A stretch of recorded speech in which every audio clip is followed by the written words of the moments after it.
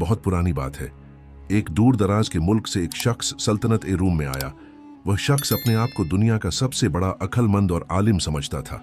उसका तकब्बुर इतना ज्यादा था कि वह हर शहर जाकर वहां के सबसे बड़े अक्लमंद को हराने का दावा करता।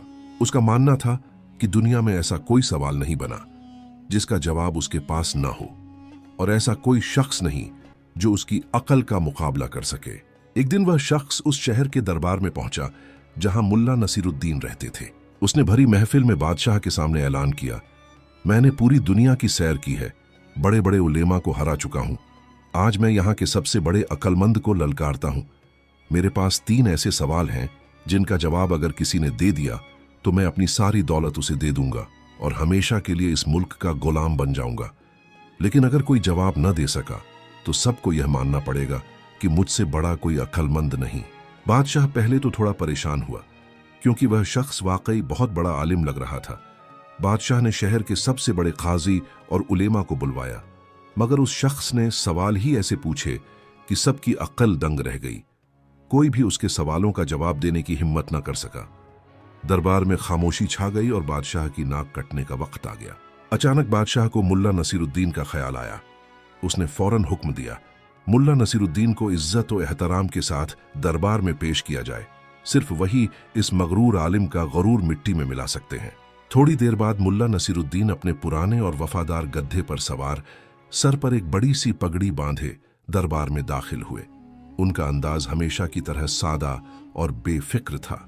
उन्होंने बादशाह को सलाम किया और पूछा, जहां पनाह, आज इस गरीब मुल्ला की क्या खिदमत है?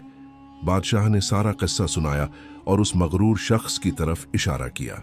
मुल्ला ने उस शख्स को ऊपर से नीचे तक देखा और मुस्कुराते हुए बोले, ठीक है, मुझे मंजूर है, पूछिए अपने सवाल, लेकिन याद रखिएगा, अगर मेरे जवाब ने आपकी अक्ल को थका दिया तो फिर आपको अपनी शिकस्त तस्लीम करनी होगी। वह मगरूर शख्स मुल्ला की सादगी देखकर अंदर ही अंदर हंसने लगा। उसने सोचा कि यह देहाती मुल्ला मेरे सवालों का बोझ कैसे उठाएगा। उसने अपना पहला सवाल पूछने की तैयारी की, जबकि पूरा दरबार सांस रोके मुल्ला नसीरुद्दीन की तरफ देख रहा था। मुल्ला नसीरुद्दीन बड़े आराम से अपने गड्ढे के पास खड़े हो गए और बोले, भाई, वक्त जाया न करो, पहला सवाल करो। दरबार में मौजूद हर शख्स की नजरें अब उस मगरूर आलिम पर जमी थीं। उसने तंजिया मुस्कुराहट के साथ मुल्ला नसरुद्दीन की तरफ देखा और अपना पहला सवाल दागा, ऐ मुल्ला, तुम खुद को बड़ा दाना समझते हो तो बताओ, इस पूरी जमीन का वह कौन सा नुक्ता है जहां से यह जमीन शुरू होती है और वहीं पर उसका बीच का हिस्सा है? सवाल सुनकर दरबार में मौजूद बड़े बड़े उल्मा एक दूसरे का मुंह ताकने लगे। ये एक ऐसा सवाल था जिसका जवाब देने के लिए बड़ी बड़ी किताबें और नक्शे दरकार थे।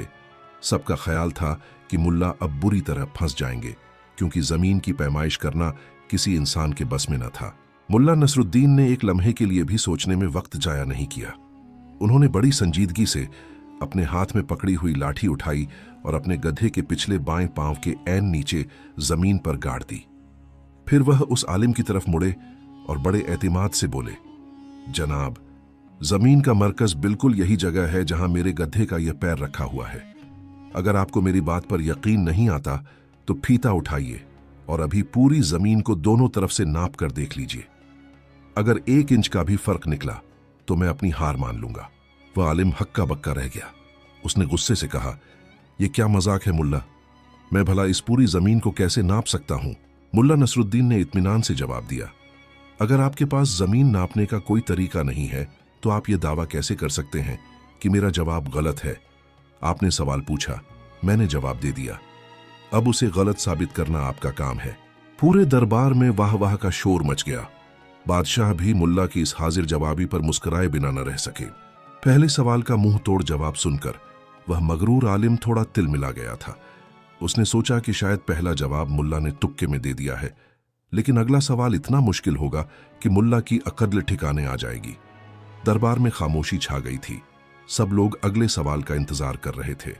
वह शख्स थोड़ा आगे बढ़ा और आसमान की तरफ इशारा करते हुए बोला, ठीक है मुल्ला, तुमने जमीन का मरकज तो बता दिया, लेकिन अब मेरे दूसरे सवाल का जवाब दो।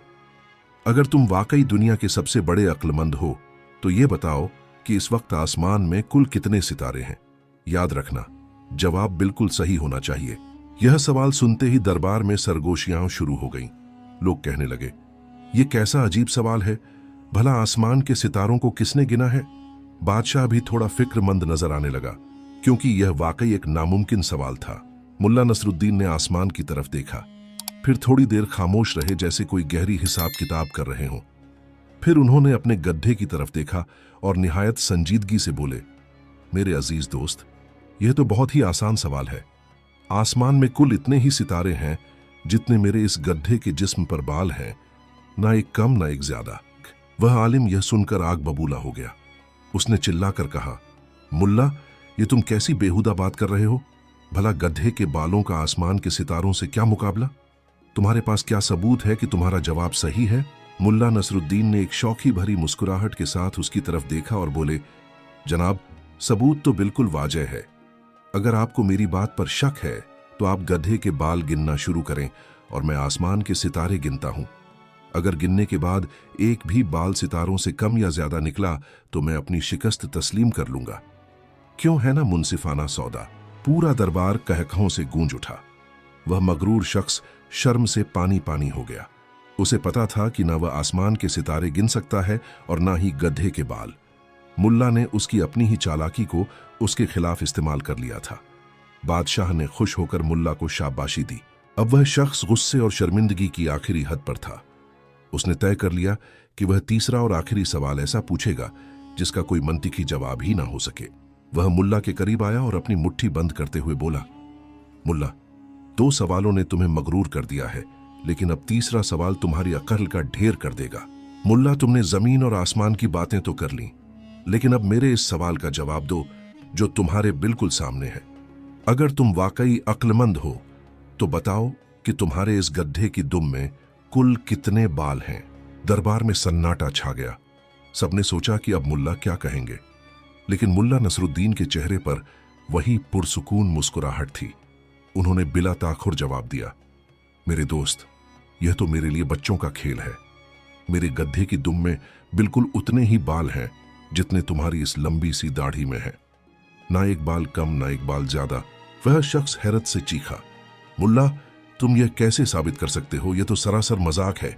मुल्ला ने निहायत संजीदगी से उसकी दाढ़ी की तरफ हाथ बढ़ाया और बोले, साबित करना तो बहुत आसान है। आइए, एक बाल आपकी दाढ़ी से उखाड़ते हैं और एक बाल मेरे गड्ढे की दुम से। हम तब तक यह सिलसिला जारी रखेंगे जब तक दोनों जगह बाल खत्म ना हो जाएं। अगर आखिर में दोनों बराबर निकले तो मेरा जवाब सही साबित हो जाएगा।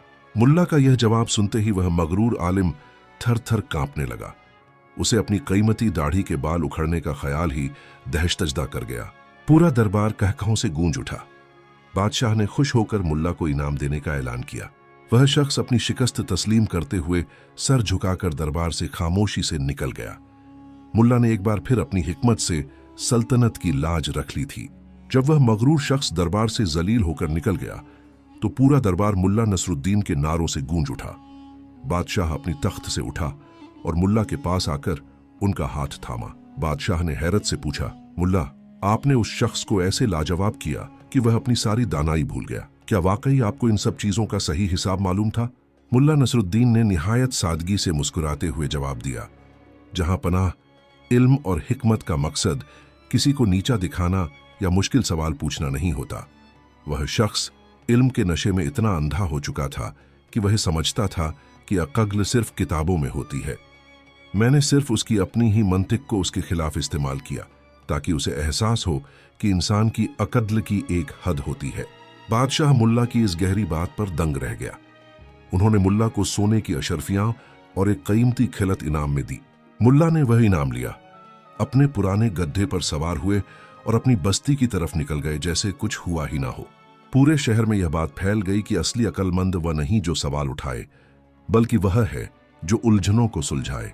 इस कहानी से हमें यह सबक मिलता है कि असली आलिम वह है जिसके इल्म में आजिज़ी हो, न कि वह जो दूसरों को नीचा दिखाने की कोशिश करे।